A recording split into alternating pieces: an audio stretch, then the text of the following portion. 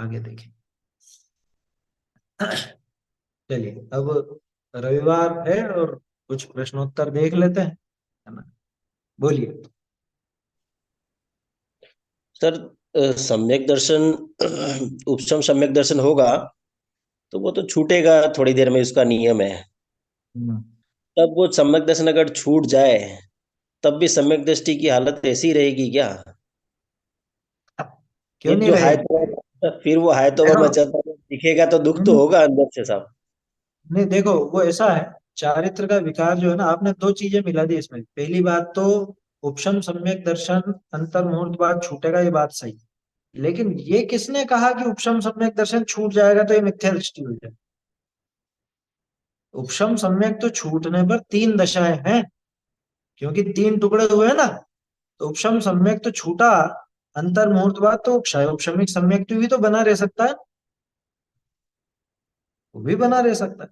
तो इसलिए अपन तो यही विचार करें कि क्यों छूटे। हालांकि छूट भी जाता है, मिथ्यात्व का उदय आया तो छूट भी जाता है, वो भी एक अपेक्षा है। वो भी एक अपेक्षा का, वो भी एक कंडीशन। लेकिन सबका तो छूटता नहीं। औपशमिक सम्यक तो बदल करके क्षय उपशमिक हो जाए। ठीक है ना। तो एक बात तो ये, दूसरी बात, तो वो जो जितना राग है उसको उस हिसाब से दुख होगा कि नहीं होगा? होगा, बिल्कुल होगा। किसने मना किया? लेकिन वो जो राग जन्य दुख है, वो अनंत दुख नहीं है, क्योंकि अनंतानुबंधी उस अनंत दुख का जनक, वो अनंत संसार का जनक है। अनंतानुबंधी अब बची नहीं है। अब अप्रत्याख्यानावरण अथवा प्रत्याख्यानावरण और संज्वलन, ये बची हैं। तो उस अनुपात में दुख होता है, और उस दुख को भी वो अपने से न्यारा ही जानता है। ध्यान रखना, ये जो दुख है ये चारित्र के विकार का दुख है, श्रद्धा की विपरीतता वाला दुख नहीं है। असली दुख तो वो श्रद्धा की विपरीतता के कारण था। क्या? मोह राग रुष दुख की खान जब अपन कहते हैं, पहले पहला सबसे पहला नाम आता मोह का, राग द्वेष का उसके बाद दूसरे नंबर पर आता। और मिथ्यात्व के कारण मूल में दुख था। मिथ्यात्व जाने के बाद राग द्वेष इतने प्रभावशाली नहीं रह जाते। इसको ऐसे समझिए कि पंखा चलता है जैसे, है ना। अब पंखा चलता है तो फुल स्पीड पे चलता है। जब तक करंट है तब तक तो वो चलेगा। आपने खटका बंद कर दिया, करंट गायब, पंखा रुक गया क्या? ये पंखा रुका नहीं, तत्काल नहीं रुका। अब वो अभी भी घूम रहा है, अभी भी अच्छी रफ्तार है उसकी। लेकिन क्या अब रफ्तार वैसी है जैसी करंट के समय थी? अब वैसी रफ्तार नहीं। अब तो रुकने की ओर अग्रसर है। तो बस वैसे ही समझना है। पिछला वो चारित्र का थोड़ा बाकी है, अभी चारित्र की कमजोरी बाकी है। अब चारित्र की कमजोरी के वश में इस तरह की थोड़ी सी बातें होती हैं। लेकिन ये नाशोन्मुख है, विकासोन्मुख नहीं है। ठीक है ना। ये पंखे की पिछली रफ्तार है, जिससे अभी ये कब पंखा घूम रहा है। अभी ये यूं मत समझना कि आगे कुछ अनंत संसार बाकी है इसका। ठीक है, ऐसा है। चलिए, और कोई प्रश्न हो किसी को तो ले सकते हैं। स्वरूप विपर्य, कारण विपर्य और भेद विपर्य, इसके हम्म। बारे में। स्वरूप विपर्य, कारण विपर्य, भेदा भेद विपर्य, प्रश्न बढ़िया है, समझने लायक है। देखो, असल में आपका हो गया कि प्रश्न, हाँ ठीक है। स्वरूप विपर्य, कारण विपर्य और भेदा भेद विपर्य, ये किसके संबंध में आती है बात? संशय विपर्य अनध्यवसाय, ये तीन अपन देखते हैं, ठीक है ना। उसमें जो विपर्य की बात है, वो सामान्य रूप से ज्ञान की विपरीतता दर्शाती है। स्वरूप विपर्य, कारण विपर्य, भेदा भेद विपर्य, ये ज्ञान की विपरीतता से ज्यादा श्रद्धा की विपरीतता है। क्या? संशय विपर्य अनध्यवसाय में जब अपन बात करते हैं तो ज्ञान के ऊपर लागू, क्योंकि वो न्याय का विषय है।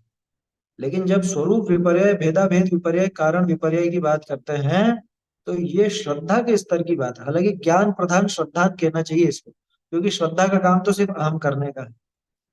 लेकिन ये बात थोड़ी तात्विक है। तात्विक कैसे है? स्वरूप विपर्य, सबसे पहला स्वरूप के संबंध में विपरीतता। तो इसमें तो असली श्रद्धा गुण की विपरीतता भी आएगी, और ज्ञान प्रधान श्रद्धा की विपरीतता भी आएगी।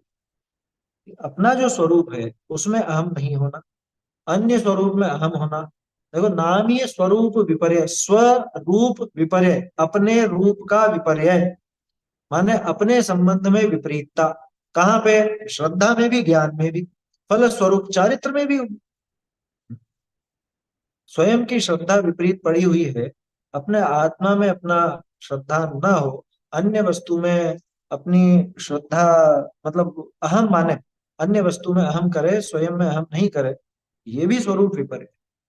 और उसके साथ ही जो आत्म स्वरूप का अज्ञान है, अपने स्वरूप को नहीं जान अथवा स्वयं को अन्य रूप से जानना, वो भी स्वरूप विपर्य है। दूसरा है कारण विपर्य। कारण विपर्य बहुत विस्तृत है। कारण विपर्य में निमित्त उपादान संबंधी भूल भी आई, कर्ता कर्म संबंधी भूल भी आई। क्योंकि कर्ता कर्म क्या है? कारण कार्य व्यवस्था इज इक्वल टू कर्ता कर्म व्यवस्था।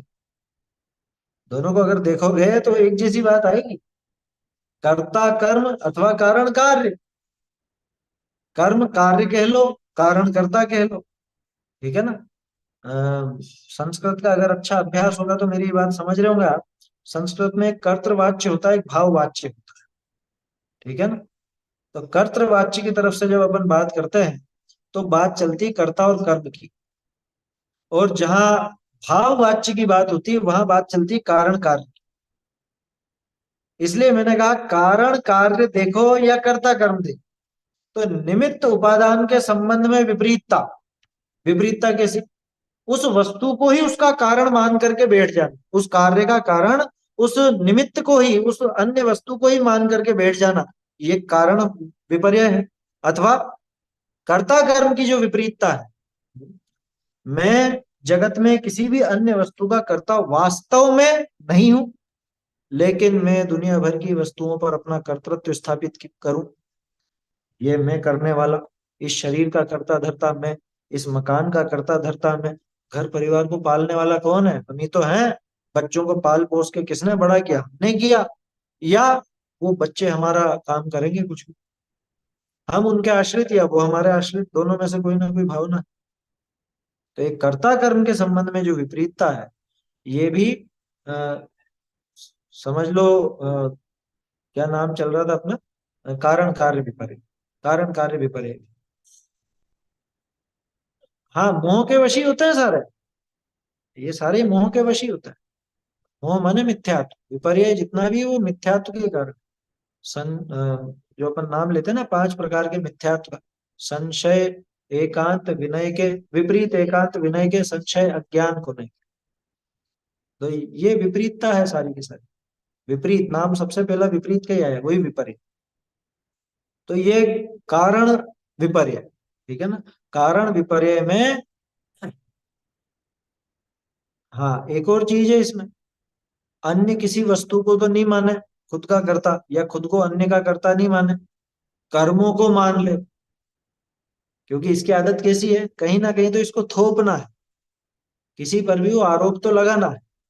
क्या? कर्म सुख दुख दे रहे हैं, कर्म ही तो दुखी कर रहे हैं, कर्म ही सुखी कर रहे हैं, ये क्या है? ये भी तो कारण विपर्य है। कह रहे लेकिन ये तो शास्त्रों का कथन है।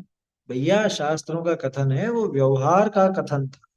वो व्यवहार से कहा गया था कि कर्मों के कारण ऐसी दशा होती है। या हाँ, ये भी बात है, पुण्य से धर्म होता है, ये भी कारण विपर्य है। आया समझ में? तो इसलिए मैंने कहा कारण विपर्य में तो बहुत विस्तार आएगा, बहुत विस्तार। हाँ, ये भी लगा लीजिए, भक्तामर से रोग ठीक करना है ना। ये इससे ही समझ लिया, कुछ भी उठपटांग। मतलब कुल मिला के जो जिसका कर्ता नहीं है, जो जिसका कारण नहीं है, उसको उसका कर्ता अथवा कारण मानना, ये कारण है। जैसे स्वरूप विपर्य में अपन ने देखा ना, मेरा जो स्वरूप नहीं है उसको मैं स्वयं समझू या स्वयं को किसी अन्य रूप समझू, ये स्वरूप विपर्य। और कारण विपर्य में निमित्त उपादान के संबंध में भी गलत भ्रांति। गलत क्या भ्रांति? भ्रांति होती गलत है, उसके संबंध में भ्रांति, और कर्ता कर्म के संबंध में भ्रांति। अब इसका विस्तार इतना है कि जो कर्ता कर्म अधिकार है ना, और सर्व विशुद्ध ज्ञान अधिकार है, ये पूरा कारण विपर्य को स्पष्ट करने के लिए ही लिखा है, ऐसा समझ। वो पूरा कारण विपर्य को ही स्पष्ट करने के लिए समझा है। भेदाभेद विपर्य क्या है? भेदाभेद विपर्य यानी एकत्व ममत्व की भूल। कारण विपर्य माने कर्ता कर्म की भूल। इसको इस तरह से समझ। भेद अभेद विपर्य क्या मतलब, कि जिनसे भिन्नता पड़ी है उनमें तो अभिन्नता समझ लेना, जिनसे अभिन्नता पड़ी है उनमें भिन्नता समझ। अन्य वस्तुएं, अन्य वस्तुओं के गुण पर्याय, अन्य वस्तुओं के निमित्त से होने वाले जो अपने विकारी भाव, ये सब वास्तव में मुझसे भिन्न है, न्यारे हैं। स्वरूप की बात चल रही है, ध्यान रखना। वो पहले अपन ने पिछली बार शायद श्लोक की चर्चा की थी ना, आत्म स्वभाव पर भाव भिन्नम। तो वहां पे जो अपन ने पर भाव वाला अर्थ, यानी कि सारे के सारे मुझसे भिन्न न्यारे हैं, और उन न्यारे पदार्थों को, उन न्यारी दशाओं को, उन न्यारे भावों को अपने स्वरूप रूप मान लेना, उनसे अभिन्नता मान लेना, अथवा जो अपना अभेद है उसमें भेद मान लेना, उसको अपने से भिन्न समझ लेना। तो ये हो गया ना, एकत्व ममत्व की भूल है। जहां अपना एकत्व होना चाहिए वहां तो अनेकत्व माना, और जहां अनेकत्व होना चाहिए वहां एकत्व माना। अनेकत्व समझ में नहीं आया तो अन्यत्व समझ लो, एक ही बात। पुण्य पाप में भेद करना, ये तो कारण कार्य विपर्य में जाएगा। पुण्य पाप में भेद हो, कारण कार्य विपर्य, क्योंकि पुण्य को सुख का कारण मान रहा है, पाप को दुख का कारण मान रहा है, वो कारण कार्य में जाए, ऐसा समझ। तो ये समझ में आया भेदा भेद विपर्य। भेदा भेद विपर्य माने जहां भेद है वहां भेद मानना, जहां अभेद है वहां भेद मान, है ना। भेद और अभेद के संबंध में विपरीतता। देखो कोई भी शब्द होते हैं ना, उन शब्दों में ही उनका अर्थ छिपा रहे। अब ये नाम अपन कभी इन पर चर्चा करते नहीं है, मतलब ज्यादातर इन पे चर्चा नहीं होती, तो ऐसा लगता है बहुत भारी चीज है। भारी नहीं है, बेसिक कंसेप्ट लेकर के चलेंगे तो खूब आसानी से समझ में आता है। कारण विपर्य, स्वरूप विपर्य, भेदाभेद। स्वरूप विपर्य अपने स्वरूप के संबंध में अज्ञान, स्वरूप से स्वरूप के संबंध में विपरीतता। भेदाभेद विपर्य एकत्व ममत्व संबंधी भूल, जीव अजीव अधिकार के सब जो कहा गया है वो, ठीक है।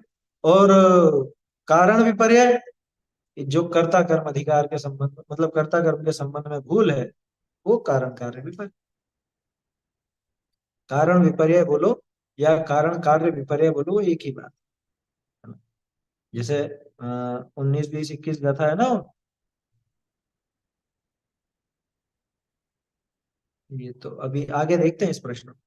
19 20 21 में क्या कहा, ये थे हमारे हैं, हम इनके थे, और ये हमारे हैं, हम इनके हैं, ये हमारे होंगे, हम इनके होंगे। क्या क्या होंगे या क्या थे, ये कुछ भी लगा लो, एक्स वाई जेड, है ना।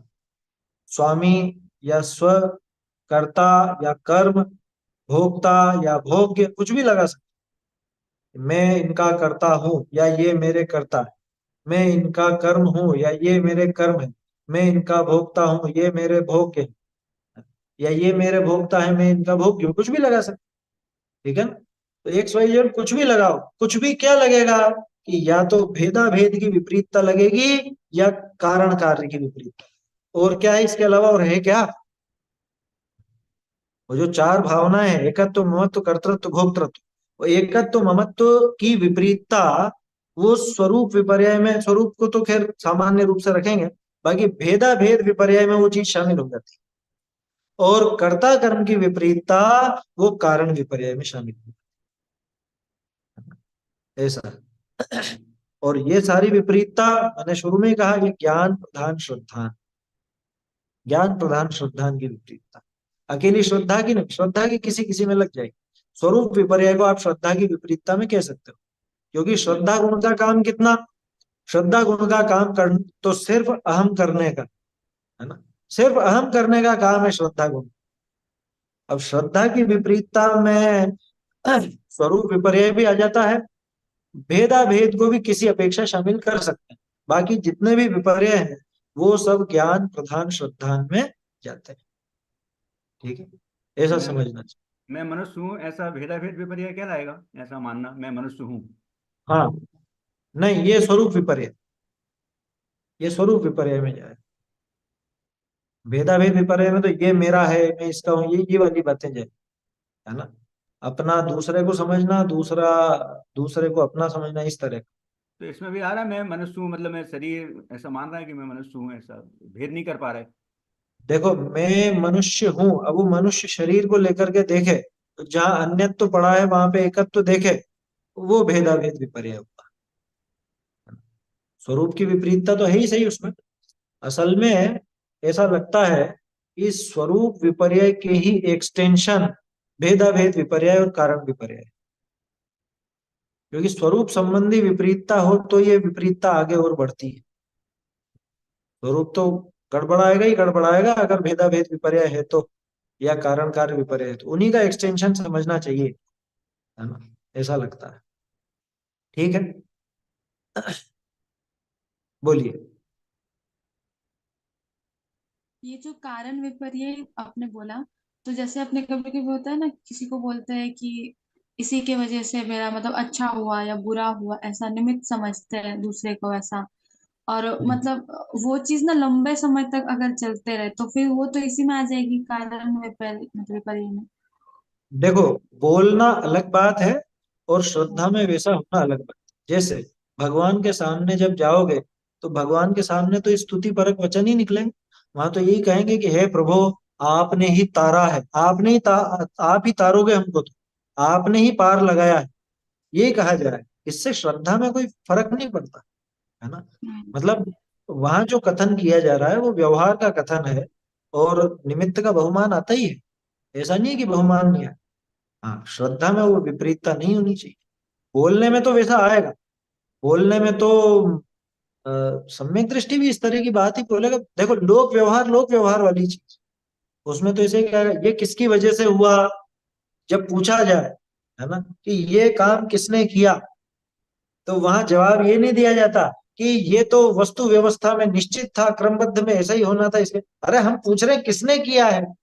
तो वहां तो नाम ही लिया जाएगा। तो व्यवहार में इस तरह से कथन किया जाता है। कथन करना एक बात है, लेकिन श्रद्धा में वो विपरीतता नहीं होनी चाहिए। और जैसे श्रद्धा ना, की विपरीतता, हाँ, आप जो कह रहे हो ना कि लंबे समय तक चले, तो लंबे हाँ समय तक क्योंकि किसने जैसे चला। कि, हाँ जैसे कि किसी के लिए जैसे इसी ने मेरा बिगाड़ किया है, इसी जैसे कुछ जैसे कोई एक होता है ना, किसी के साथ अगर कोई रिलेशन हाँ, अच्छी थी, समझ गया। उसके बाद हाँ फिर बिगड़ गई, फिर उसी को ब्लेम करने लगते हैं कि ऐसा था वैसा था, इसी की वजह से वहां ऐसा हुआ। उसके विपरीतता पड़ गई। लंबे हाँ। समय तक वो भाव चल रहा है, वो भाव चल रहा है, बोलने की बात नहीं कह रहा हूँ। लंबे समय तक वो भाव इसके अंदर में चल रहा है, तो समझना अनंतानुबंधी की कषाय मौजूद है। ये कषायों का यही पैमाना है। लंबे समय तक वो विचार चल रहा है, लंबे समय तक वैसे ही भाव चल रहे हैं कि ये तो इतना खोटा है और ये तो बहुत बुरा है, इसने ऐसा किया, इसने वैसा किया। बरसों तक उसी बात को खींचे जाए, खींचे जाए, खींचे जाए। तो यानी ये उसके संबंध में वैसी मान्यता लेकर ही बैठा है, दिन रात उसके वही मान्यता चल रही है, ऐसा समझ, है ना। कहने में तो कोई दिक्कत नहीं, कहने में तो लोक व्यवहार में वैसे ही कहा जाता है। और एक और चीज है, कहने में भी अच्छी बातों के लिए तो निमित्त पर आरोपण किया ही जाना चाहिए। खोटी चीजों के लिए निरूपण, मतलब खोटी चीजों के लिए ब्लेम नहीं करना है। क्या बात समझ में आ रही है। अच्छी बातों के लिए तो अन्य को धन्यवाद दिया ही जाएगा, जो उसमें निमित्त है, सहायक है, उनको धन्यवाद देने का भाव होना ही चाहिए। लेकिन जो कुछ भी गलत काम हुए हो, बुरी बात हुई हो, उसके लिए तो ठीक है, वो तो मेरे ही कर्मों का उदय था, सो हुआ है, उसकी क्या गलती, ये विचार करके छोड़ना चाहिए। हाँ। हाँ, कहना पर मानना नहीं। हाँ, ये बात सही है। व्यवहार से कथन किया जाता है, व्यवहार का कथन सत्य नहीं है ना। व्यवहार से जो कथन किया गया उसको एज इट इज वैसा ही मान ले तो मिथ्यात्व हो जाए। जैसे अपन चर्चा करते हैं ना, पूजा क्या है, निश्चय है या व्यवहार है। पूजा क्या है, निश्चय है व्यवहार, क्या कहते हैं सब। अब तो सब समझ गए, पहले तो कहते थे व्यवहार है, व्यवहार है। अरे भाई, पूजा न निश्चय है, न पूजा व्यवहार। पूजा को पूजा कहना, पुण्य बंध का कारण कहना, वो भी वो शुभ भाव को, उस क्रिया को नहीं। पूजा जो शरीर की क्रिया है वो तो शरीर की क्रिया है, चावल इधर से इधर चढ़ाना वो उस द्रव्य की क्रिया है ना, वो तो अन्य द्रव्य की क्रिया। उस संबंधी जो मेरे बहुमान के भाव हैं, स्तवन के भाव हैं, वो शुभ भाव है, ये निश्चय का कथन। और व्यवहार से उसको मोक्ष मार्ग कहना, व्यवहार से उसको धर्म कहना, तो ये व्यवहार है। और ऐसा मानना ये मिथ्या है। ऐसा है। ऐसा ऐसा बोलते हैं, ज्ञानी अज्ञानी की भाषा बोलता है लेकिन अभिप्राय ज्ञानी का रहता है, और हाँ अज्ञानी ज्ञानी की भाषा बोलता है और अभिप्राय अज्ञानी का रहता है। हाँ। वो अज्ञानी को ऐसा विकल्प रहता है कि मैं भी ऐसी ऐसी बातें करूं, तो बातों में वो चीजें ले आता है, जो श्रद्धा की चीज है उसको बातों में ले आता है समझ में। और बातों की चीज वो श्रद्धा में डाल देता है। ये अज्ञानी की समस्या है। तो मोक्ष मार्ग प्रकाशक में तो बहुत स्पष्ट होगा, अपन देख ही रहे। निश्चय व्यवहार का जैसा खुलासा टोडरमल जी ने किया है मोक्ष मार्ग प्रकाशक में, वैसा यकीन मानिए कि आपको कहीं भी नहीं मिलेगा। मतलब इतनी स्पष्टता से ये विषय खोला है, इतनी स्पष्टता से ये बातें समझाई है कि समझ में आ जाता है एक बार। चलिए, और कोई प्रश्न है? छोटा मोटा कुछ तो ले लेते हैं, तो समय हो रहा है अपना।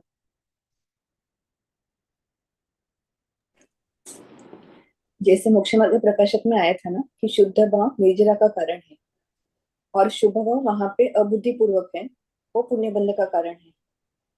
तो ये अबुद्धि पूर्वक जो है वो सत्ता में पड़े हुए हैं, उदय में आए हुए हैं, कैसा लेना उसका अर्थ? नहीं नहीं नहीं, देखो वो भाव की बात है, आप कर्म की बात ले रहे हो। भाई सत्ता में पड़ा हुआ कौन? सत्ता में पड़ा हुआ तो कर्म है।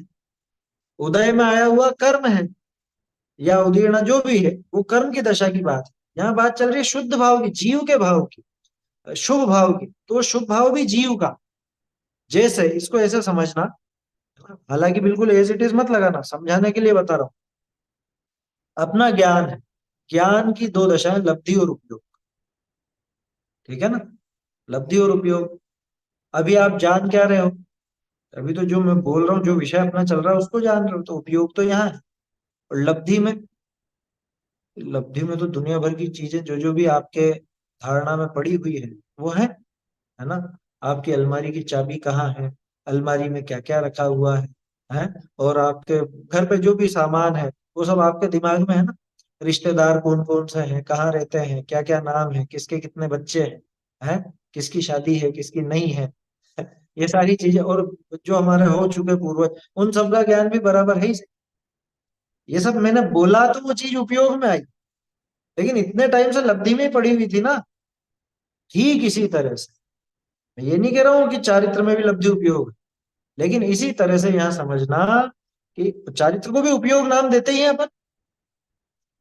चारित्र को भी तो नाम दिया ना, शुभोपयोग, अशुभोपयोग, शुद्धोपयोग। तो वो जो चारित्र का उपयोग है वो कैसा है इस समय? ये चारित्र का वो जो उपयोग है वो तो शुद्धोपयोग है, माने आत्मलीनता। इसको कहते हैं अपन बुद्धिपूर्वक। ये बुद्धिपूर्वक तो वो लीनता आत्मा में ही है। अबुद्धिपूर्वक वो पड़े हुए हैं वो शुभ भाव वगैरह, अबुद्धिपूर्वक वो शुभ भाव। क्योंकि देखो कहीं ना कहीं तो ज्ञान और चारित्र का आपस में कनेक्शन है, सब गुण जुड़े हुए ही तो है आपस में, तो कनेक्शन तो है ना? इधर जब शुद्धोपयोग की बात करते हैं तो शुद्धोपयोग अकेले चारित्र की पर्याय नहीं कही जाती। वैसे अपन उसको चारित्र की तरफ से देखते हैं, लेकिन शुद्धोपयोग में काम क्या हो रहा है ये बताओ? कि आत्म स्वरूप में लीनता का, लीनता किस चीज की है? कि ज्ञान की तो है, ज्ञान की ही तो लीनता है ना। लीनता काम चारित्र का, अब लीनता जानने रूप लीनता है, तो जानना काम ज्ञान का। तो ज्ञान और चारित्र का एक सुमेल चल रहा है वहां। श्रद्धा साथ में है ही सही, बिना उस अहम के तो काम होगा नहीं। तो ये सब आपस में मिले हुए ही चलते हैं। ठीक है ना? तो ऐसे ही तो ज्ञान में मतलब उपयोग इस समय आत्मा को जान रहा है, और चारित्र की तरफ से देखें तो शुद्धोपयोग है, क्योंकि आत्मा में लीनता है। ठीक है? अब ऐसे ही ज्ञान में और चीजें लब्धि में पड़ी हुई हैं। जैसे यहाँ समझना कि चारित्रिक कुछ अभी विकार जो शेष है, क्यों शेष है? क्योंकि वो संज्वलन की कषाय शेष है ना? संज्वलन की कषाय शेष है, तो उसका मंद उदय चल ही रहा है ना। मंद उदय तो चल ही रहा है, आत्मलीनता के समय मंद उदय चलता है, ये जानते हैं है ना? और जब आत्मलीनता नहीं है तब तीव्र उदय कहलाता है संज्वलन। निराज के 28 मूल गुण का पालन संज्वलन के तीव्र उदय में होता है, ये तो ध्यान है सब, है ना? तो वो जो मंद उदय चल रहा था, उस मंद उदय का कार्य कहाँ है? क्या उस मंद उदय का कार्य आत्मलीनता है? उस मंद उदय का कार्य आत्मलीनता नहीं, बल्कि आत्मलीनता के साथ अबुद्धि पूर्वक चलने वाली वो शुभ भाव, वो शुभ राग, अबुद्धि पूर्वक जो चल रहा है, जिसका उनको खुद को पता नहीं चल रहा, ऐसा वो चलता है। ऐसा समझना चाहिए। क्योंकि उपयोग तो एट ए टाइम एक ही होगा ना, शुद्ध उपयोग चल रहा है, फिर वो शुभ हाँ, भाव कैसे थी वहां पे? जैसे ज्ञान का, अच्छा। ज्ञान में भी तो उपयोग एक समय पे एक ही जगह पे है, और लब्धि में पड़ा हुआ है। दुनिया भर की चीजें लब्धि, उसी जैसे तरह से। हम लोगों ने मोक्ष पौड़ में देखा था कि मुनि को मोक्ष की भी इच्छा नहीं होती, हाँ। उसका भी उनका असर होता है, वो अबुद्धि पूर्वक भी नहीं है, ऐसा देखा था वहां पे। अबुद्धि नहीं। पूर्वक भी उनको मतलब मोक्ष की चाह नहीं है, क्योंकि अगर वो चाह है तो वो आश्रय का कारण है। इस हिसाब से हाँ, एक गाथा आई थी। हाँ, वो श्रद्धा का एक बल था वहां, नहीं चाहिए, मुक्ति भी नहीं चाहिए, वो श्रद्धा का बल दिखाया, ऐसा है ना। अभी समय अपना हो गया है, और मुझे थोड़ी दूसरी व्यस्तता भी रहेगी, तो अभी अपन आगे देखेंगे। आपके जो भी प्रश्न हो आप रखें, है ना। अगर विषय से जुड़े हुए रहेंगे तो विषय के बीच में अपन लेंगे, और नहीं तो फिर रविवार का थोड़ा सा आप इंतजार कीजिए, है ना। अभी समाप्त करते हैं इतने पर।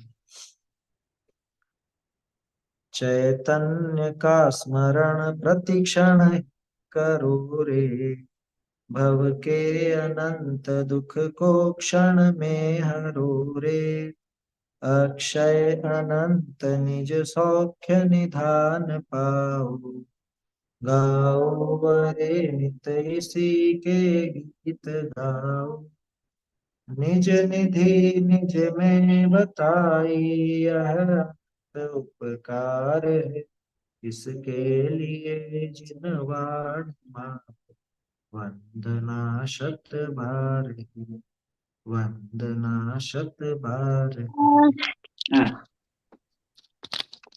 बोलना। चिन्वाली माता की जय हो। चिन्वाली माता की जय हो। चिन्वाली माता की जय